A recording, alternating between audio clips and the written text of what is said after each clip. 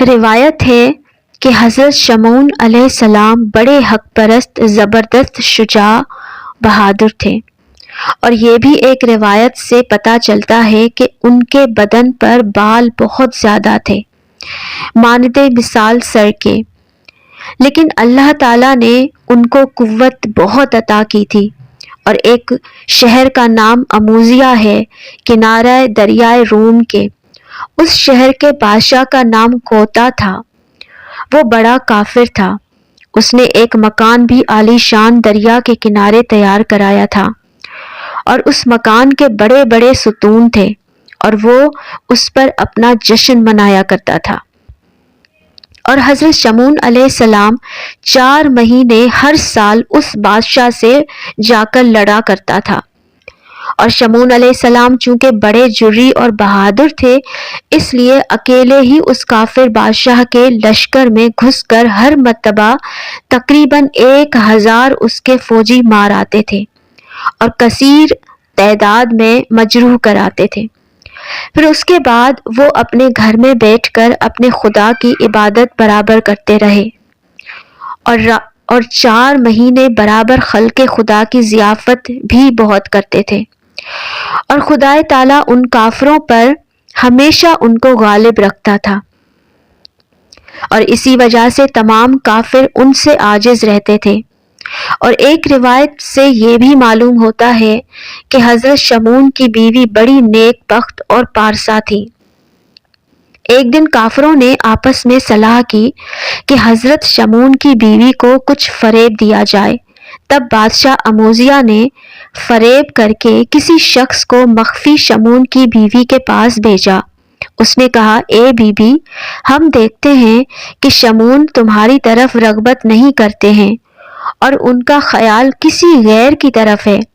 تم اگر ایک کام کرو کہ ان کو کسی طرح مار ڈالو تو ہمارا بادشاہ اموزیہ تم سے نکاح کرے گا، پھر تم بہت ہی آرام سے رہو گی، اور تخت و سلطنت بھی تم کو ملے گی، پھر تم بادشاہی کرو گی۔ بس عورت ناقص العقل نے دنیا کی طمع سے کہا کہ جو تمہارا بادشاہ حکم کرے گا میں بصر و چشم اس کو بجا لاؤں گی۔ تب اس نے ایک رسی کو اس کو دی کہ جب حضرت شمعون رات کو سو جائیں تو اس رسی سے باندھ رکھنا، اور پھر ہمیں خبر کر دینا، ہم اسی حالت میں بادشاہ کے پاس جائیں گے اور وہیں ان کو مار ڈالیں گے۔ بس مردود کے کہنے سے حضرت شمعون کی بیوی نے پاس رسی چھپا کر رکھی۔ جب رات ہو گئی اور حضرت شمعون سو گئے، بیوی نے ان کو نیند کی حالت میں باندھنا شروع کر دیا۔ اچانک وہ نیند سے بیدار ہو گئے، اور انہوں نے اپنے ہاتھ پاؤں بندھے دیکھے، رسی کو توڑ ڈالا، اور اپنی بیوی سے پوچھا کہ کس نے مجھے باندھا تھا؟ وہ بولی کہ میں نے خود ہی باندھا تھا۔ حضرت شمعون نے پھر کہا کہ تم نے مجھ کو کیوں باندھا تھا؟ وہ بولی، میں تمہارا زور آزماتی تھی کہ تمہارے اندر زور ہے یا نہیں، اور میں یہ دیکھنا چاہتی تھی کہ کوئی دشمن تم سے لڑ سکتا ہے یا نہیں۔ یہ سن کر حضرت شمعون نے کہا کہ تم خاطر جمع رکھو، کوئی دشمن خدا کے فضل سے ہم سے زور میں بڑھ کر نہیں سکتا۔ پھر 4 مہینے کے بعد حضرت شمعون علیہ السلام اس شہر میں جہاد فی سبیل اللہ کے واسطے گئے، اور پھر وہاں سے لڑائی فتح کر کے واپس تشریف لے آئے۔ پھر بادشاہ اموزیہ نے حضرت شمعون کی بیوی کے پاس لوگوں کو بھیجا۔ وہ بولی، میں نے اس کو باندھا تھا، لیکن وہ بڑا ہی زور آور ہے، اس نے رسی توڑ ڈالی۔ تم لوگ بادشاہ سے جا کر کہو۔ چنانچہ وہ لوگ پھر واپس بادشاہ کے پاس گئے اور بادشاہ سے کہا۔ پھر بادشاہ نے بہت سا مال و دولت دے کر ایک لوہے کی زنجیر حضرت شمعون علیہ السلام کی بیوی کے پاس بھیج دی کہ اب اس سے اس کو باندھو، اور پھر فوراً مجھ کو خبر دینا۔ بس دوسرے دن حضرت شمعون کو ان کی بیوی نے لوہے کی زنجیر سے باندھا۔ جب حضرت شمون نیند سے بیدار ہوئے تو انہوں نے اپنے ہاتھ پاؤں پھر زنجیر میں بندھے دیکھے۔ یہ دیکھتے ہی انہوں نے اپنے ہاتھ پاؤں ہلائے تو وہ زنجیر ٹوٹ گئی۔ پھر اس کی خبر بادشاہ کو پہنچی۔ بادشاہ اموزیہ بولا کہ لوہے کی زنجیر سے اور کوئی چیز مضبوط نہیں ہے، آخر میں اس کے باندھنے کے واسطے کیا بھیجوں؟ اب تک صورت یہی ہے کہ اس سے کہو کہ جس طرح ہو سکے اس کو میرے پاس بھیج دو۔ پھر انہوں نے حضرت شمون علیہ السلام کی بیوی سے جا کر کہا کہ وہ بولی بہت اچھا، میں کچھ تدبیر کروں گی اور پھر آپ کو کہلا بھیجوں گی، آپ سب خاطر جمع رکھیے۔ ایک دن شمون لڑائی سے واپس گھر آئے، اپنی بیوی سے ہر طرح کی باتیں کرنے لگے۔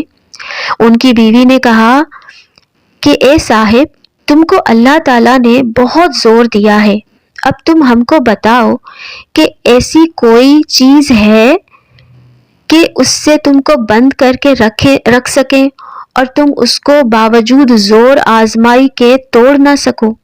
یہ سن کر حضرت شمون نے کہا کہ تم کو اس سے کیا مطلب ہے اور یہ چیز تم کیوں پوچھتی ہو؟ وہ بولی میں پوچھتی ہوں کہ تم سے کوئی اور زوراور ہے یا نہیں۔ یہ سن کر حضرت شمون علیہ السلام نے کہا کہ مجھ کو ایک چیز سے باندھ سکتی ہو، یعنی میرے سر کے بالوں سے یا میرے بدن کے بالوں سے، اس کو میں نہیں توڑ سکتا۔ یہ سن کر ان کی بیوی نے شب کو نیند کی حالت میں ان کے سر اور بدن کے بال تراش کر رسی بنا لی اور اس کو دستوں پا ان کے مضبوط باندھے۔ انہوں نے نیند سے اٹھ کر اپنی بیوی سے پوچھا کہ ارے مجھے کس نے اس طرح سے باندھا ہے؟ ان کی بیوی بولی کہ میں نے باندھا ہے اور میں تمہاری قوت آزماتی ہوں کہ کوئی دشمن بھی آپ کو باندھ کر نہیں رکھ سکتا، لیکن خدا کی مرضی کو میں نہیں کہتی ہوں۔ حضرت شمون علیہ السلام نے اپنی بیوی سے کہا کہ آؤ میرے بند کھولو۔ وہ بولی کہ کئی دفعہ میں نے آپ کو باندھا، آپ نے اپنی قوت بازو سے کھولا تھا، اس دفعہ مجھے کیوں بلاتے ہو؟ اس کے جواب میں حضرت شمون علیہ السلام نے کہا کہ اگر میں ہلوں گا اور زور لگاؤں گا تو میرے تمام بدن کی ہڈیاں درہم بھرم ہو جائیں گی۔ بس ان کی بیوی نے جب دریافت کیا کہ بال کے بند توڑنے کی ان کو طاقت نہ رہی، پھر بادشاہ اموزیہ کو خبر دی۔ یہ سنتے ہی اس ملعون نے 1000 مرد جنگی شتر سوار بھیجے۔ انہوں نے آ کر حضرت شمون علیہ السلام کے ہاتھ پیر ناک کاٹ کر ان کی آنکھیں اور زبان نکال کر اور اونٹ پر لاد کر ان کافروں نے بادشاہ کے پاس حاضر کیا۔ وہ سب کافر کہنے لگے کہ اب سب شمون سے محفوظ ہو گئے۔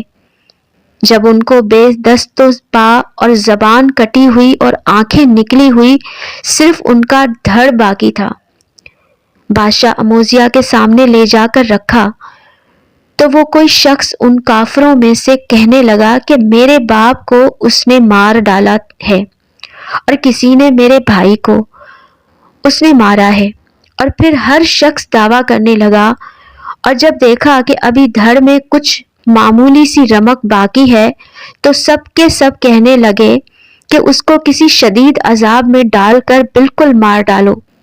سب کافروں نے مشورہ کیا کہ اس کو دریا کے کنارے لے جا کر بالا خانے پر اس کو دریا میں گرا دو۔ چنانچہ انہوں نے ایسا ہی کیا۔ جب حضرت شمون علیہ السلام کا دھڑ دریا میں گرایا تو اسی وقت حضرت جبرائیل علیہ السلام خدا کے حکم سے آئے اور حضرت شمون کے دھڑ کو جو ابھی ہوا پر ہی تھا اٹھا لیا، اور جو کچھ اعضاء ان کے دھڑ سے علیحدہ کر دیے گئے تھے وہ سب اعضاء خدا کی قدرت کاملہ سے اپنی اپنی جگہ پر آ کر نصب ہو گئے۔